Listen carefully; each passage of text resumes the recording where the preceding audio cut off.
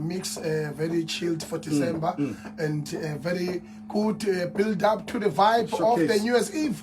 Definitely the sound of KZN, Kakasi 99.5, njengamanje kuseyivala ngibonga kakhulu ngithuba la comfort spray na ungiphathe kahle kakhulu nami phathi beKakasi.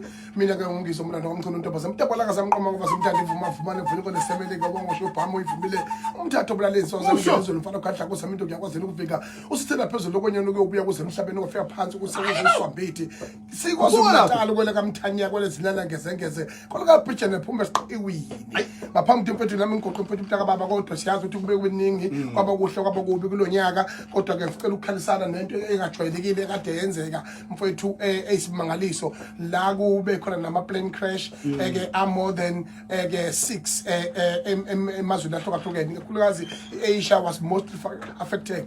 Ukhumbula lapha eSouth Korea ukuthi ke emergency landing kwafa abantu aba 172 kube into ebhlungu kakhulu leyo kwaphinda futhi kwazoba lapha na ke eKazakhstan nakhona kwaba ne plane crash kwazoba eCanada kanye lapha neNepal okuyinto ke ngempela ke isibaba sayo ke futhi ngoba nathi la eNingizimu Afrika although we are the most safest airlines party sibonile amanye ama conflict enzeke emabhanoyini angenasidingo la abantu khona besukumabelwe. Speaking of conflicts ma planes, mina ngizama zenze conflict mina I was conflicted. I never caused the conflict.